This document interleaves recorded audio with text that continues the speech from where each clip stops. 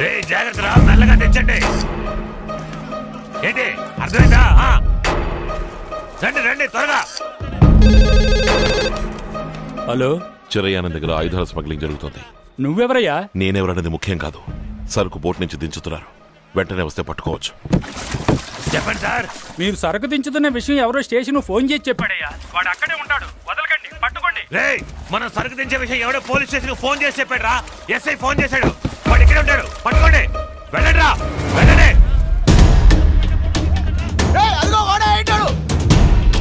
తీసుకురండి, పట్టుకోండి, వదలకండి. త్వరగా బోట్లోకి ఎక్కించండి రా. పోటీ పోటీ.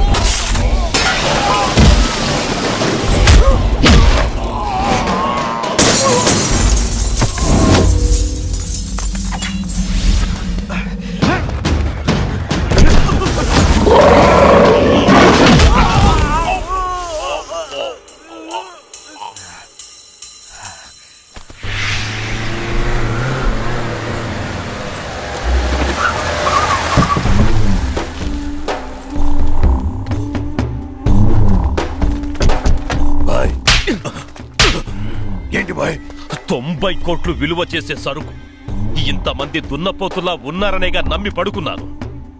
మనిషిని చూసి దెబ్బలు తిని వాడిని వదిలేసొచ్చారు. కాదు బాయ్, నేను సరుకెక్కించి అక్కడే ఉండిపోయాను. మన వాళ్ళు కొంచెం ఆదమర్చారు. అలా అనడానికి సిగ్గులేదు.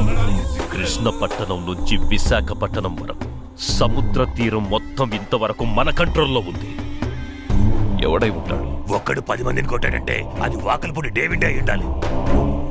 ఎలా చెప్తున్నావు? వాడింతకు ముందే మనకు తెలియకుండా 2 సార్లు సిలో నుంచి సరుకు దింపాడు. అందుకే వాడి మీద అనుమానంగా ఉంది. వాణ్ణి వదిలిపెట్టకు. ఏసై తక్కిన వాళ్ళకి భయం వచ్చేలా సాక్ష్యంతో ఏసై.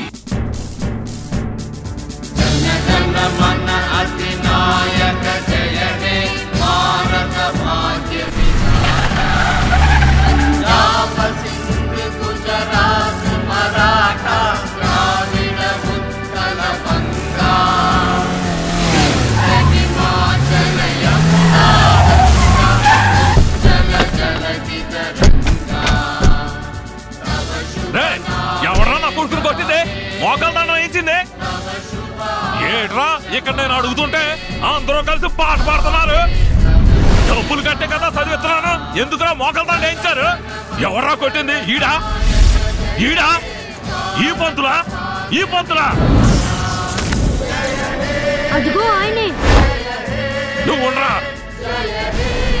ఎంత ధైర్యం ఉంటే నా కొడుకు మీద సయ్యేస్తావు? మోకాళ్ళ వేయిస్తావా?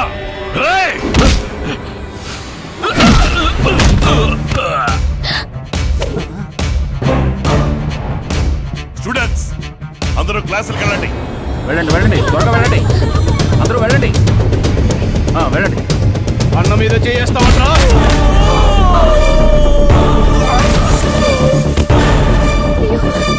బయటికి పొండి. పొమ్మంటున్నాను కదా. రాటు తీండ్రా. Hello police station.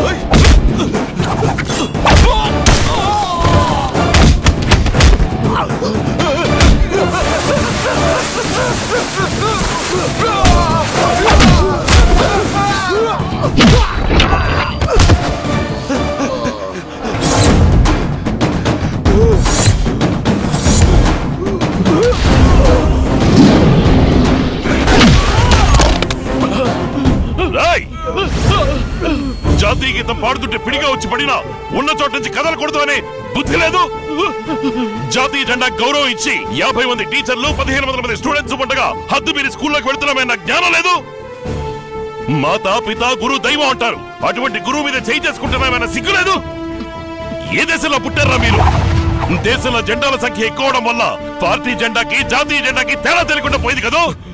ఈ రోజు టీచర్ దగ్గర తనులు తిన్నవాడు రేపు క్రిమినల్ అయి పోలీస్ దగ్గర తనులు తింటాడు. ఈ రోజు స్కూల్లో మోకాలు దండ వేయని వాడు రేపు జైల్లో వారాల ముందు మోకాలు దండ వేస్తాడు. మీ పగ ప్రతీకారాన్ని బడి పిల్లల మనసుల్లో ఎందుకు నాటుతారు? వీడు కాకి చొక్కా వేసుకుని ఖడ్గం రోగం కదా. స్కూల్లోకి వచ్చి గొడవ అవునరా వీళ్ళని బండిలోకి ఎక్కించండి. అవును గాని వీళ్ళని ఇలా రక్తం కారేటు వేర కొమ్ముడు కుమ్మేసింది ఎవర్రా? నేనే. నువ్వేమన్నా స్కూల్ మాస్టర్వా కుస్తీ మాస్టర్వా? ఏ లెవెల్ ఎరగ తీసావు? ఇలా చూడండి, వాళ్లే ముందు స్కూల్లోకి వచ్చి మా టీచర్తో మర్యాద లేకుండా. స్టేషన్ కి వచ్చి చెప్పండి సార్. నేను ఒక ఎన్సీసీ మాస్టర్. నన్ను అరెస్ట్ చేయాలంటే మినిమం ఇన్స్పెక్టర్ ర్యాంక్ లో ఒక ఆఫీసర్ రావాలి, లేదా NCC battalion commander chief officer permission. మీరు ఎన్సీసీయో ఎస్ఎస్సీయో అదంతా నాకు తెలీదు. వాళ్ళు మిమ్మల్ని కొట్టడానికి వచ్చారు, బండి ఎక్కించాను. మీరు వాళ్ళని కొట్టారు, బండి ఎక్కండి. ఏయ్ దుంప మొహం, నువ్వేనా పోలీసులు ఫోన్ చేసి పిలిపించింది? ఆ రోజే నీకు టీసీ ఇచ్చి స్కూల్లో సర్వేస్ ఉండాలి. ఆయన ఫోన్లేని వదిలేస్తే నువ్వు పోలీసులు పట్టించావు కదా. లేదు దాసు, నేను కావాలని. నువ్వు కావాలనే చేసావు. మేసాలోడు బయటికి రాని నీ బుర్ర మీద బకెట్ బోర్లించి భరతనాట్యం ఆడిస్తాను రాని.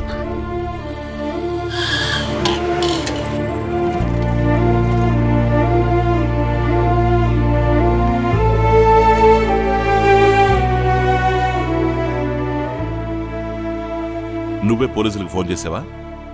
Sorry sir. స్కూల్లో ఉన్న వాళ్ళందరూ సైలెంట్ గా ఉండగా నువ్వెందుకు ఫోన్ చేసావు? లేదు సార్, ఆ రౌడీల వల్ల మీకేవి కాకూడదనే భయంతో. గుడ్. ఒక ప్రాబ్లం జరుగుతున్నప్పుడు మనమేం చేయాలి అని ఇలా ఆలోచించడం మంచిది. యువర్ ప్రెజెన్స్ ఆఫ్ మైండ్, ఈ intelligence, I appreciate that. Keep it up Satya.